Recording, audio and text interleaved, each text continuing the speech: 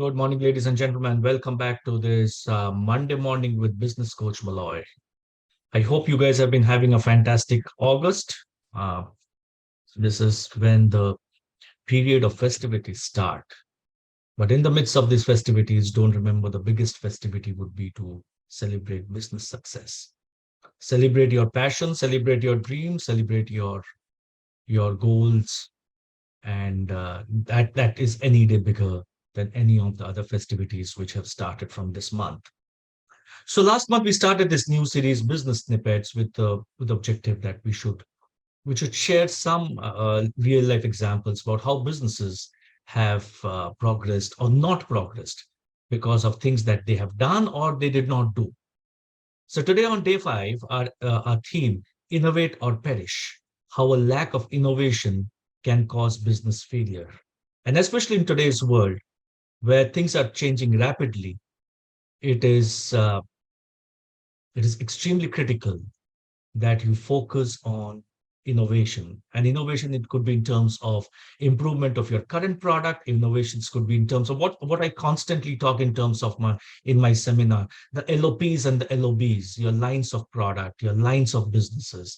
Keep on focusing on them, because if you're going to do the same thing again day in and day out without any improvement, without any innovation, if I can use the word again, without looking at what the world demands, what is going to happen in the world, and how things are changing very rapidly, you will stagnate. And in business, stagnation is not an option, because stagnation is not a straight line. Stagnation is a line which constantly dips millimeter by millimeter, millimeter by millimeter, till you don't till you realize that you probably left out in the race. And people who have watched my video on Boil the Frog will relate to this, what I mean when you say that you cannot be that frog in that water which is slowly increasing its temperature. You need to be on your toes. And we all hear this common phrase, don't rest on your laurels. Because basically what it means is you're being complacent or arrogant in your mindset, and you're unwilling to change your mindset. Either you think that the current one is better, or you fear that a change could cause more damage rather than success. And in a sense, it is all about stubbornness, the lacking of the drive to change. And it can be extremely dangerous, because you could be left behind while everyone around you is running miles ahead, because they have decided to innovate, because they've decided to let go of stubbornness. And this complacency slash stubbornness, whatever you may consider, puts you at a disadvantage, because you miss out on the benefits of a fresh, updated mindset. Right? In other words, stubbornness or a lack of willingness to innovate can leave you in a dangerous proposition, especially when everyone around you is innovating, when the world is forcing you to innovate. And this is particularly important in this current world, where there are huge technological advances, and an outrageous decision not to innovate and include technology in your business model would be detrimental to your business. And next week we will talk about something that is in the air, and everyone is talking about it: AI. Is AI going to replace businesses? So next week we'll talk about it, that how, as a business owner, you need to be cognizant of the fact that there is a transformational change that has happened. Right? Let's take some examples about how organizations have remained stubborn and not grown. And one of the most common examples for kids is an organization called as Toys R Us. It was arguably one of those favorite places for every kid to go, and visiting the store was a truly wonderful experience. In recent years, uh, as an adult, a lot of adults started visiting the stores, because they felt the the child in them when they were going out and buying those toys for the children, that could be either their family, and a lot of people used to donate to orphanages, etc. However, as the internet became more widely available and acceptable, people decided to ditch the in-store experiences.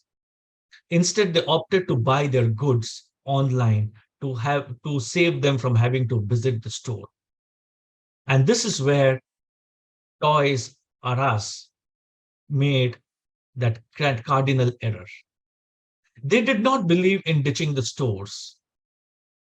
They didn't believe in internet, and they delegated the entire online aspect of sales to Amazon. In hindsight, this was an extremely bad decision because it made people more attracted to buying online from the likes of Amazon and eBay. These brands avoid the hassle of having to go to into a store and buying your goods. They sold toys at much cheaper prices.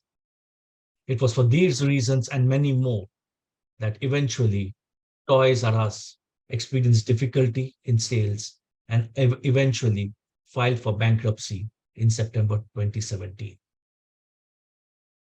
Closer home, when I was growing up, the only watch that you could talk about was HMT watches. HMT watches were sold in every little shop around in the remotest part of the market. But where are those HMT watches today?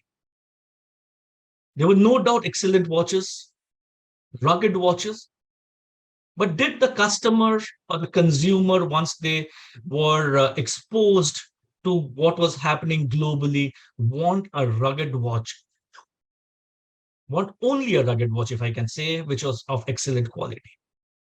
And that's where Titan understood the pulse of consumers. They offered them ornamental watches, or rather bracelets, which would also show time. And obviously, an ornament cannot be sold at a low price. And the consumer not only happily pays a higher price, but he also buys a number of watches to suit his dress function or mood. Watches, according to Titan, are fashion accessories. And eventually, over time, HMT disappeared. So let me ask you a question. What are you thinking? And put it in the comment box on the Facebook, or you can write to us. Is your business doing well just because there is more or less demand for your product? But what's stopping you from that exponential growth? What's stopping you from succeeding? Do you really believe that things will continue like this forever? I was having a conversation with a prospect of mine or a client of mine, and they're very happy with their order book because the entire order book comes in from 2 or 3 customers, projects. And as a result, over the last 1 year, selling has stopped. But what if in a year, 2 years from now, these customers stop buying from them? Where is the funnel? Where is the potential prospects who could become clients? So if you're thinking that this will continue forever, you're wrong. You're living in a bubble. First, you're not updating your business. Second, you're not adapting to changes. And third, you're not considering how small or big competitors, many reputable and globally successful businesses, have collapsed in an instance just because of this concept that nothing will change. Take Kodak for an example. A cautionary tale for businesses that are slow to innovate and adapt to changing circumstances. At its peak, Kodak was a dominant force in the photography industry, with strong brand, deep pockets, and a reputation for quality products. But as the digital photography started taking off in the 90s and the 2000s, early 2000s, Kodak was slow to respond. And one of the biggest mistakes that they did was their inability or their stubbornness in embracing digital photography, which they thought will go away. And despite being one of the first companies to develop a digital camera, Kodak was hesitant to fully embrace the technology, fearing that it would cannibalize their current business, the film business. And this proved to be a fatal mistake, as digital photography eventually became the dominant form of photography, leaving Kodak's film business in decline. While Kodak was a large established company, it was unable to keep up with the multiple smaller companies, more nimble competitors that were able to innovate quickly and respond to changing market trends. Kodak was slow to develop new products, and its product development cycle was often hampered by the bureaucratic decision-making process. And this story should serve as a reminder that no company is immune to failure, and that even the most successful businesses can be brought down by a failure to adapt to changing circumstances. So, what is the cost to business without innovation?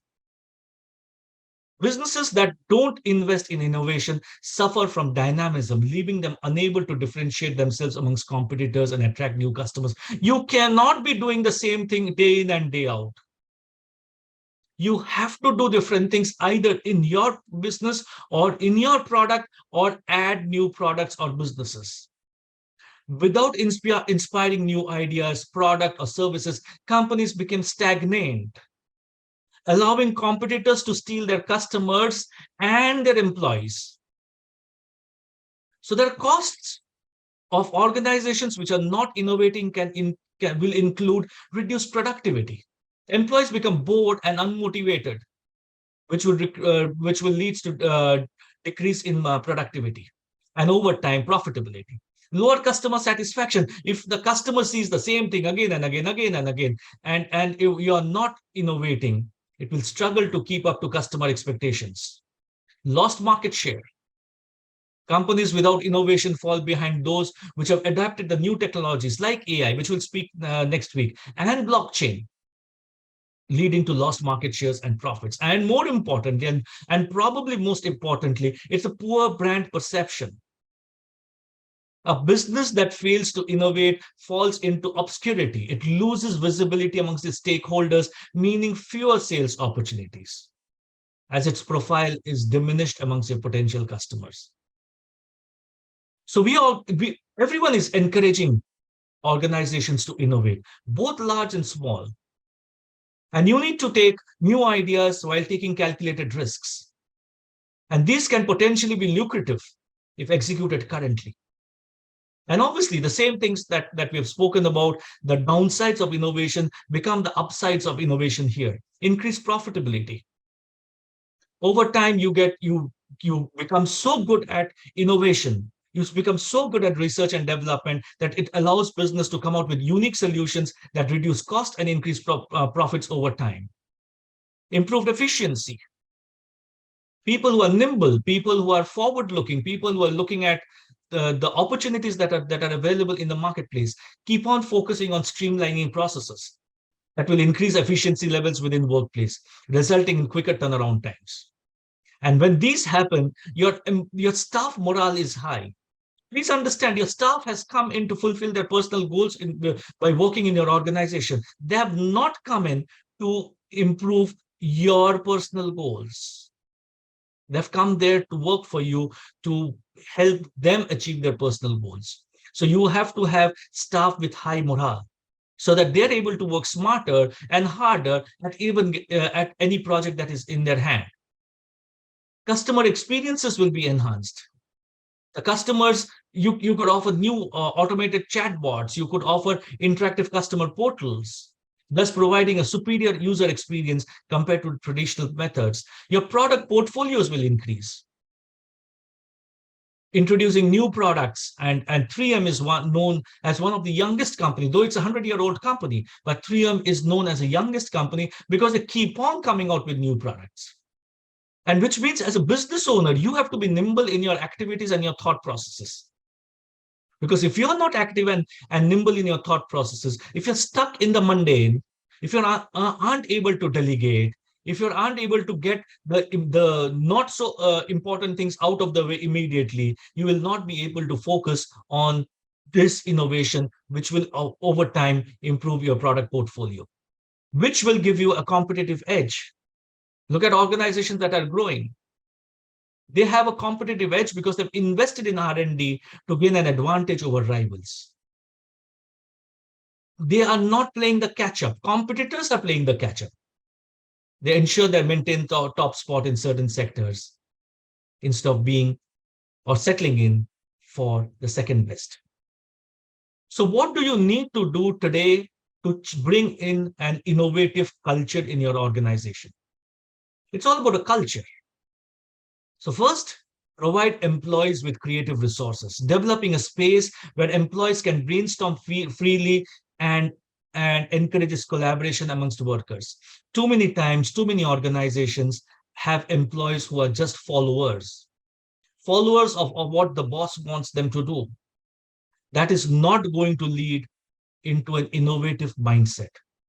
because that kills creativity. And when creativity is killed, that leads to boredom. And when boredom sets in, the employee is either disengaged in the work or trying to get engaged somewhere else. Second, embrace failure as part of the process. It's important that the organization culture focuses success while simultaneously embracing failure in key component creative process. So I'll give you an example about us. So last month we were doing a seminar in Guwahati, and we were planning a seminar in Guwahati. And I told my team that let's put in our best effort. I know it's an expensive affair. We're entering into a new market. We do not know the mindsets. We do not know the cultures. Let's put in our best foot forward. And after that, if we fail, I am okay because embracing failure is part of my culture. By doing so, employees aren't afraid to take risks. Knowing very well if the project doesn't go as planned, there won't be any negative repercussions uh, which will be given to them. It helps foster collaborative environment. And finally, if you want to bring in an innovative culture, you can leverage new technologies effectively. By investing in smart latest technologies encourages automation. Certain processes reducing manpower, manual labor can be freed off. Your organization can have more of productivity by having high quality people working on high quality work rather than doing the mundane. Encouraging more research and development activities occur focus primarily generating higher yields of future successes rather than keeping low present day operations. Innovation is one of the keys that businesses can stay relevant in today's competitive market. Innovations can be self-sustaining. They could be an extension of visiting business models and build on the organization's existing resources, capabilities, and values. Alternatively, innovations can be disruptive. That is, they require a new business model with investments in new resources, processes, and values. Noted academics guru Peter Drucker once said, innovation and marketing are the only two functions in a business. A business, according to him, must understand what its consumer wants and keep innovating new products or services and methods to satisfy the identified wants. If a company fails to do this, it gets extinct. And this is where we always talk to our clients about not about the today, but about the future.